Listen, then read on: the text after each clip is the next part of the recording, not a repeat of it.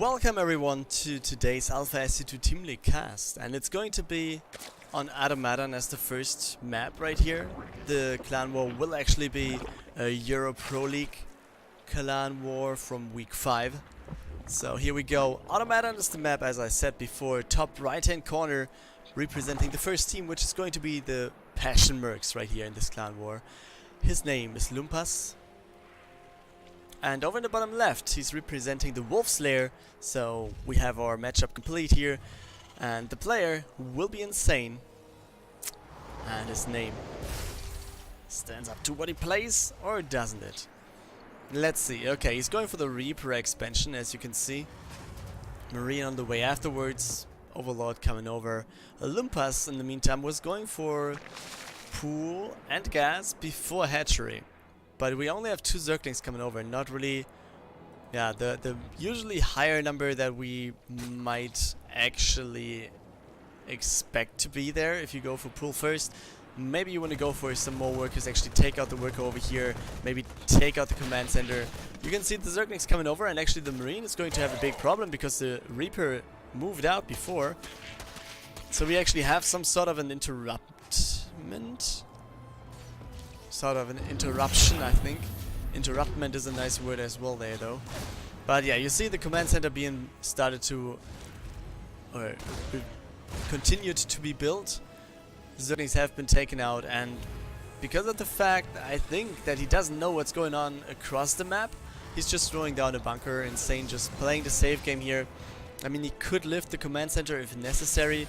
But yeah, he does not know what his opponent is doing there. He's completely in the dark, no Reaper information for now. So he's just going over now. And yeah, let's see what he can actually do then. Well, yeah, we have the orbital coming up as well.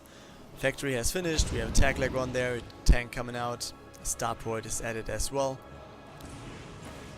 The Reaper though is not really having a chance to do that much here.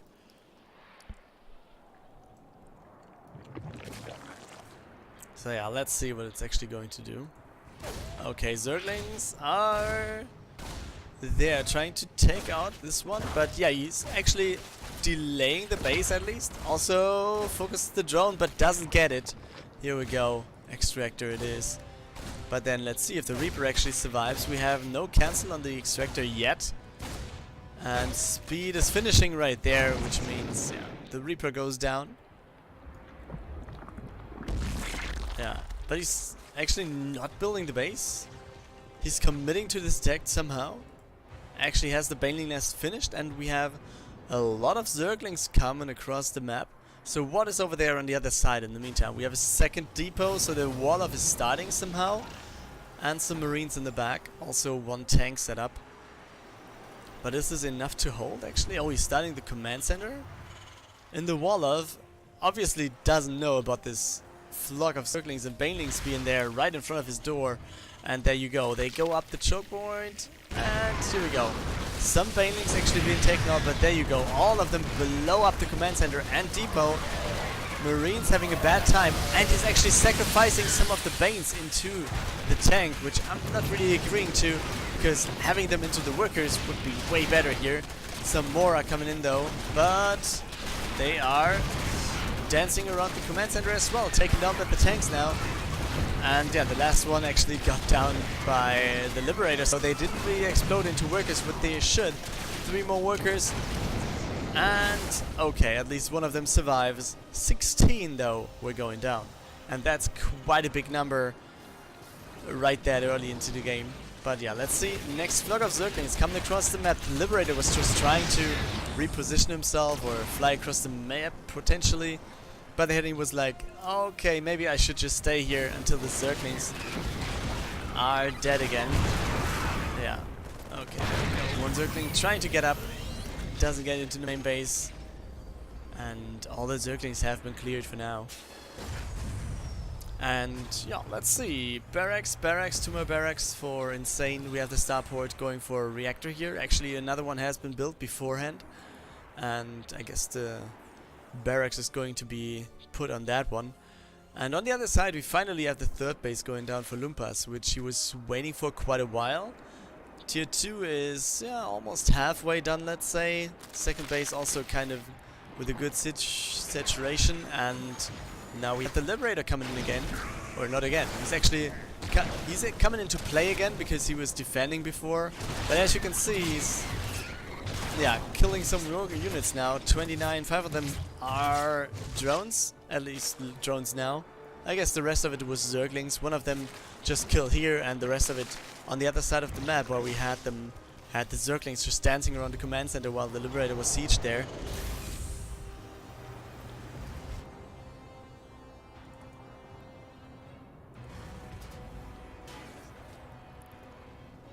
Okay guys, so let's see what this is all about.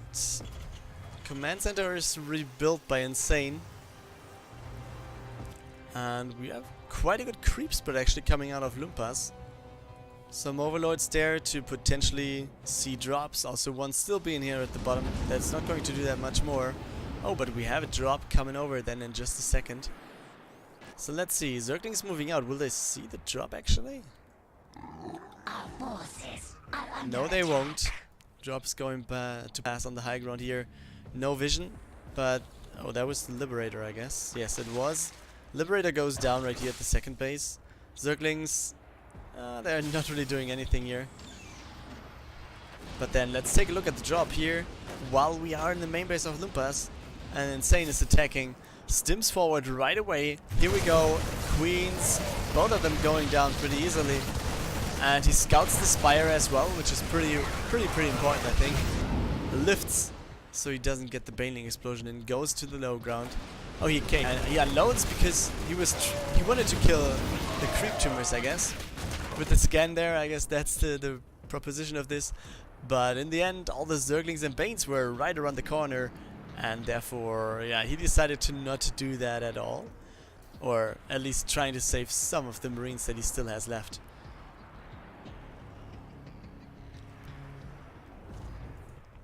So yeah, Medivac's going back home, sees a lot of Zerglings actually coming out again. And Muta's time, guys. As I said before, the Spire was built, and we have +1 flyer attacks also being started, as well as centrifugal hooks for Lumpas. So he's going to attack into this one more time. Let's see if that is actually going to work.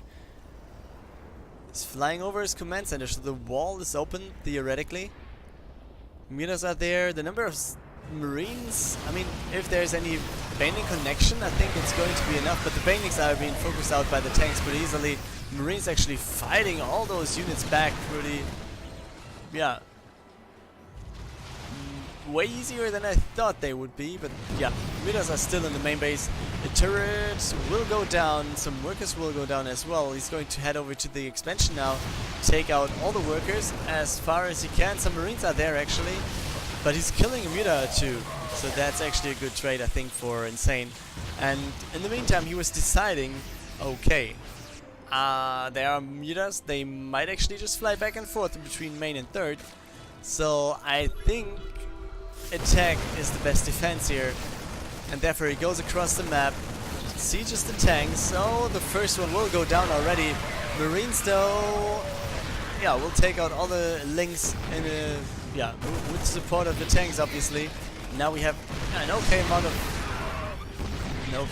of Marines still being there. Mutas are have a threat of the Marines actually, but in the end, it seems like the Marines are not enough here. He's trying to chrono boost out the Medivacs here, but still the Mutas. Okay, he's deciding to go for the Marine instead of the Medivac. But then they are going back home. Will they get the tanks before the Marines arrive? Okay, not fully. Okay, then they go down. So still InZaNe is on the run here. He's trying to get down where the Marines... oh boy, with just one Medivac that is not going to be enough, I guess. But there we go, more Marines coming in, so that might be the thing. Also 2 more Medivacs joining the battle here. And all the Mutas go down one after the other. Down goes the last one. There's the GG. We have InZaNe taking this first game. Here we go with map 2 in our clan war between the Passion Mercs and Wolf's Lair. Parasite is going to be the playground for this one, and in the top left hand corner we have our green Terran for the Passion Mercs. It's LadderManRon. And his opponent this time will be spawning the bottom right. And he's representing the Wolf's Lair, obviously. He's Kenshin, the purple Protoss player. And he is going for... Wow, the sounds are pretty loud, right? Let's see if we can get it through here. And yeah. Nexus is going down. And yeah, all the units or the buildings are just there at the top, trying to block off this Reaper location there. And the Reaper actually is on the way across the map. Command center is halfway done, and we have the factory being added for LadderManRon. So not that big of a surprise here. We have a Marine coming down. He's going to save his body right there in the SCV. Let's see what the Reaper can do. Not jumping up here, that's the case, I think. Okay, not sacrificing the Reaper to get the probe. I think he could have actually done that, but he decides not to. Wants to have the Reaper for later scouting information, I guess. And yeah, Kenshin goes for the Twilight Council as tech choice here. Also, we have a Stalker coming up, so I suppose somehow this could be some sort of a blink build, right? And yeah, the workers are saturated at second base in the meantime. Reaper out on the map, trying to stand there, get some more scouting. Maybe wants to know where the Adept is going, but doesn't really want to face it though. Adept is on the other side, approaching his second base now. Let's see, 2 Marines are there, and that's actually the problem. You need 3 shots, and Adepts. Yeah, I think in 1v1 against the Marine it looks pretty ridiculous. But if you have just too many Adepts, actually, it would be way worse for the Protoss player to actually fight with it. Yeah, gets a worker, shades over, or tries to at least. Okay, gets 2 units attacked into. Oh, we will get the building worker over here from the barracks. So I at least got 2 workers with the Adept in the end. So, we have everything being scouted over here. LadderManRon has the... Oh, he's actually boosting the medivac to grab those Widow Mines. And starts his way across the map now. Yeah, while we have another barracks. I was misclicking. I was like, no, that's not a factory, right? No, it's another barracks. And in the back of this, engineering bay it is. So this also indicates that there will be some more bio play than mech play. But yeah, still, one medivac going across the map. Will it be scouted over here?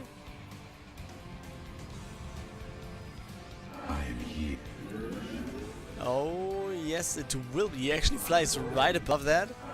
3 Stalkers are there, so let's see what they can actually do. Widow Mines borrowing. Okay, oh, Blink is finished already, as you see. I didn't mention that before. Still he loses the Stalker, which is kind of uncharacteristic, to be honest. But yeah, still 1 Stalker for 2 Widow Mines, not the best trade. I mean, especially if you have Blink, you don't want to have any Stalker losses against Widow Mines there. Not in a situation like that. Still, did the medivac get out? Yes, it did. Where is it actually? Okay, it's already back home. Okay, so another barracks right there. We have barracks with a tech lab, so I guess Stim is... Okay, no, Stim is there already. We have combat shields being started here. And we have the reactor being added to the starboard. Not that big of a surprise there as well. But let's see the Stalkers moving in. 2 tanks are there. And this Stalker is like, oh boys, that was close. Let me just regenerate my shields before I get in again. Or he's actually going at the far front there, and that was... He's losing 2 Stalkers by just passing by. That doesn't really look good, right? Also, this takes him the possibility of actually one-shotting workers with the Stalkers. So yeah, losing some of those shots. And then in the main base, at the low ground, we actually have all the army waiting for LadderManRon. So he should actually stick in the main base, trying to take out some more workers, trying to take out some more reinforcements. One of the Stalkers wasn't able to blink here. Still 2 more are there, and what will he be able to do? We have 1 Stalker going down as well, so the last Stalker standing will be taken out pretty easily now with all the reinforcements coming in. Workers getting healed, but will it survive? And it does. So, Stalker being taken out, Kenshin. In the meantime, let's take a look over to the other side. Third base is up. We have it running with a decent amount of workers. No gases though for now. The Robo is there. We have the second, not the first, the second Immortal coming out there. And we have 2 Forgers researching +2 actually it is. +1 is finished, as you can see on the bottom. And then we have LadderManRon moving out. I mean, he's going for the 3rd command center, so he's trying to pressure and see what he can do while building his expansion. Okay, Widowmine goes down pretty easily. But the position is okay for LadderManRon. I think his push is not that weak. Could actually work. We have the tanks. I think he should just have... I'm not sure if it's good to actually unsiege both of the tanks at the same time. And there you see the Immortal's actually doing a good job here, taking on another tank. Oh boy, and that doesn't look good. Okay, this time he dodges the Widowmine shot. And yeah, Kenshin pretty easily took down the attack here. But yeah, also, I mean, LadderManRon obviously wanted to go for some damage as fast as possible. But on the other side, he knew that his opponent's army was kind of near.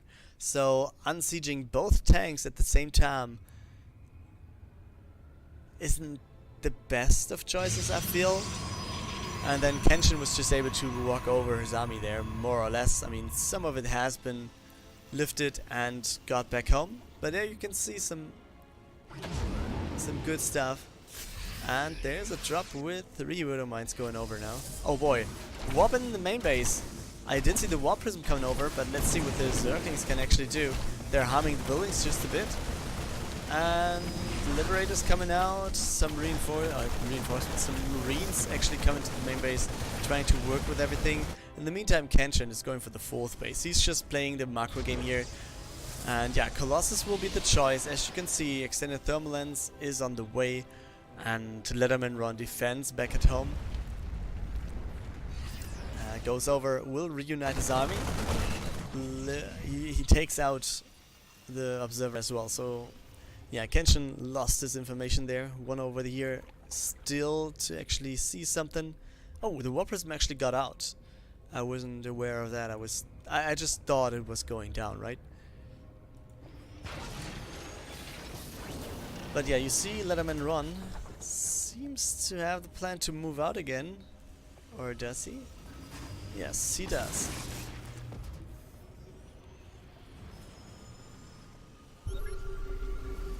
Scan goes down, just checks, double checks that there's no observer to see him moving out. Okay, this one Zealot actually is pretty nicely set up there. Because the Marine can't do a thing. And then we have them... Oh, we have the Warp Prism in the main base again. The Medivac is not unloading. Nice concussive shells are done, and he can just slow down the Zealot as it is attacking. But we have more Zealots in the 2nd base, and some workers actually go down. We have the... Oh, the Marauder went down as well. So some more workers will fall right here at the expansion. While we still have 1 Zealot trying to do his best job over here. Where are all the units? Actually, LadderManRon just leaving all of his army back at the 3rd base. Losing a lot of workers in the process of this. And I'm not sure if that was the wisest choice there. He's down with 20 workers now. His army supply looks decent, but... yeah, at what cost, guys? I mean, we have +3/+3 finishing for the Protoss soon. So, yeah, I'm not sure. Let's see what he can do. LadderManRon, obviously building workers more and more, and as I say this, he stopped. So yeah, I guess he will... Oh, we have DTs. Oh boys, where do we have DTs? All over the... Okay, 1 in the 2nd base as well. None in the main base for now. But still, there's 1 over here, and it's taking out worker 1 by 1. Oh boy, 12 workers went down in total again. So he's down to 47 now. So this doesn't look good for LadderManRon. And he's actually sieging his tanks, not really knowing why he's doing so. And Kenshin, he's just sending in another DT. But then he also attacks with his army, so let's see. A big amount of Colossus actually being there. Disruptor shots, not really hitting that much over there, but the Colossus really, those extended thermal lenses there are having a good time here. Stalkers trying to take out all the Liberators, and they do. And there we go with LadderManRon leaving the game, and Kenshin takes the 2-0 lead. Map 3 will be played on Port Alexander, so let's see what comes to us right here, right now. Top left hand corner representing the Passion Mercs, and he wants to, yeah, at least force the 4th match right here. His name is Next, as the Orange Zerg, going for the expansion first, gas and pool, so the most standard build at the moment. Bottom right, here we go with a player who represents the Wolf's Lair. So he actually has the match point for his team in his hands right here, right now. The Green Terran, his name is Avokade. Going for the Reaper expand. Also, yeah, the most common build. So let's see what he can see on the other side. Let's just follow the Reaper. And as before, yeah, TVZ it is. As we have it in game 1 actually, where InZaNe was able to take the game. But since we had some other build orders, at least we had another build order by the Zerg back there, then we had Lumpas going for the pool first instead of going for the expansion. So let's see how this game is going to play out then.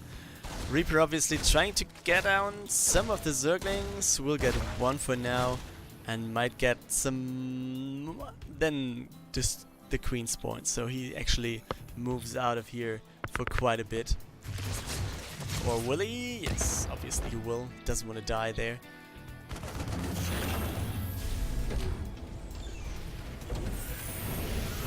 So swap right here. So that should be Hellions, right? Yeah, come on, do it. Yep, Hellions being built. Starport also being built. We have the Tech Lab. Yeah, a Tech Lab being built next to it, which means with the starport there, I assume this is going to be a swap as well. So I kind of expect Banshees from now on. Could be for Ravens obviously, but I think more likely to have some Banshees in the game. Third base has been taken. It's more than halfway done for Next in the meantime. Oh, inject times, guys. There we go. So we have 2 greens in the main base. Actually, another one will be built, and he's transferring over to the bottom with 2 of the main base queens, because yeah, he was scouting the Hellions and the Reaper right there.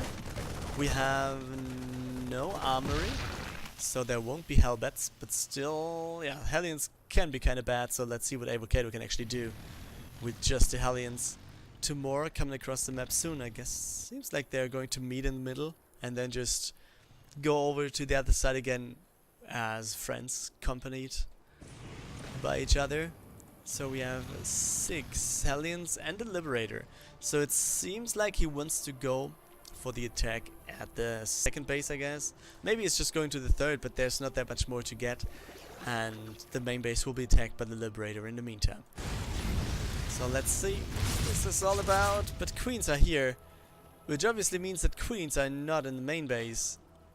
So there could be some kills, right? There's just one. Spore Crawler being built. 1 worker going down. No additional workers. So that was a good reaction by Next here. Queen also being present, so he really wants to take down the Liberator there. Pulls the worker away from this. Everything looks good for Next here. And also, good job, I guess, by just handling the other thing here, the Hellions.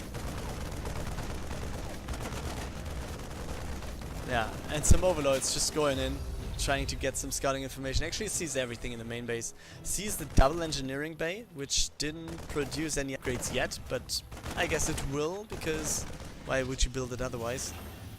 Still, Hellions sitting outside of, or in front of the base of next. But will they actually do something against 5 queens here? Could be kind of risky, but then again, where do we go? There's the Liberator that's actually dealing some damage. 5 drones going down. And over in the main base we have the old Liberator coming in again. So let's see what it can do. Killed two workers.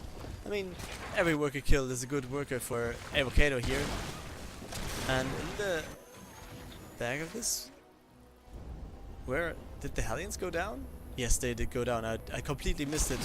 Must have fought against the queens, I guess. But yeah, there we go. Queens being transfused, Liberators being taken out then. Actually, both of them? Yes, both of them. So we have no more Liberators available for Avokade, I guess. Nope, it's just Marines. Actually, no Medivac yet. So let's see. Does he have the reactor? Yes, he has. So he should go for Medivac production kind of soon, right? And there comes the first one. Okay, that's nice. Also, combat shields on the way. Let's take a look at the upgrades. Stim is finished. And on the other side we have the Overlord's upgrade and as well speed finished. Centrifugal hooks coming in as well as +1/+1 for the Zerg. +1 melee attack in this case. And he's also taken a 4th base to the bottom left. On Avokade's side of things, yeah, we had the command center built. And we had the 3rd base set up somehow. Marines are spread out, and as I say this, they're moving along together. And they're moving out actually. 2 Medivacs coming in now. This 3rd base has been scouted. But there was nothing to see, I think. Except for that there's nothing to see. Maybe that also is a good thing to see, right?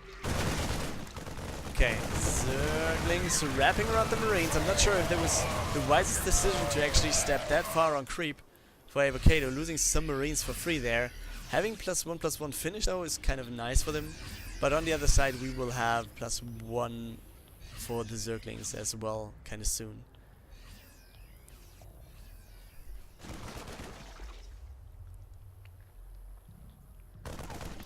Okay, 1 Marine. Was just checking for another base here, I guess. And then he's going in for the 4th at the bottom left. And will he actually snipe that one? I think. Oh, the Zergling's waiting. Oh, nice transfuses. Oh boy, and he gets a good Baning connection. Oh boy, that was good by Next. Actually waiting somewhat. And I think he was expecting Avokade to commit. And then just, yeah, transfuses his own main base. Or his own hatchery there. It's not the main base, obviously. And trying to take out all the units besides this. And yeah, another good Baning connection to the drop over there. And we had some Zerglings just knocking on the 3rd base's base door here of Avokade, but they were just fought back. 4th command center has been scouted though, so that also is nice for Next.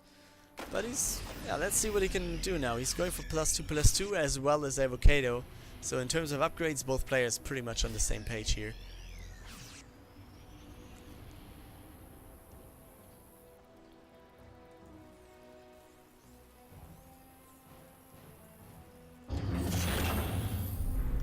Okay, 4th base finished for Avokade. Next actually is preparing something right here at the, what is it? The potential 4th base of Avokade. While we have Avokade himself attacking into the bottom left. And this base is going to be down in just a few seconds, I guess. Not that much more to do, right? Oh, will he? Baning's coming in. So yeah, he's just sniping the base. Trying to get out again. Tanks are set up, so it looks kind of nice for him actually. Takes down the queen. And we have Zerglings going into the other side actually. We have, oh boy, Widowmine that gets a big connection here. Oh boy, 13 kills on this one. That's a good one for Avokade. And he's actually sending his units back home. But all of his reinforcements were just dealing with the Zerglings and was, yeah, okay-ish defended, let's say. I mean, 9 workers went down, yes. But the Widowman did a really good connection there. Also, he took out a base of the Zerg in the meantime, so that's kind of nice as well. So the 4th base is going to be built again right here to more of the center of the map, let's say. But then again, Avokade, yeah, he doesn't want to have this set up, right? He just wants to have all the stuff going across the map, wants to make sure that there's not that much more for Next to do, and we can see him streaming in, while Next is actually setting up all of his units behind the mineral mine. I'm not sure why that is the case, actually. And here we go, he's trying to get in, Zergling is getting the baiting connections, triggering them. Banelings will not get any big connections here. Oh boy, but there was a Widow Mine doing a good job, and now let's see what this push is actually doing. Both players are at 2-2, so it's not going to be that much decision making here. Banelings, oh boy. Second Widow Mine didn't connect there. The Marauder's doing a good job though, slowing down the Banelings, and okay. Next turns around. Okay, this was good. I mean, Next really well prepared for the defense. I was kind of skeptical about his decision, but it was just kind of spreading out his units right there in the back, so he can have, yeah, not all the units being clumped up while moving across the map. But let's take a look at this, because we have Avokade moving out just a bit more, and then we have all the Zerglings actually being taken out. We have a lot of Medivacs still being there, Marauder standing, so oh boy, we have the Hydras going down one after the other, so let's see if Avokade is actually chasing this. And he somehow is. Also the reinforcements coming across the map then. So I think we're going to see some more pressure to the 4th base of Next, while Avokade himself going for the 5th base to the right hand side. We have another base over here in the bottom, and another command center being built. But let's see what's going on the other side. We have the Liberators being set up, so they're officially helping everything here. No tanks in the back of this, but still it looks like, there we go, we have the GG by Next, and Avokade takes game 3 for the Wolf Slayer, and therefore, yeah, it's a 3-0 victory in their favor.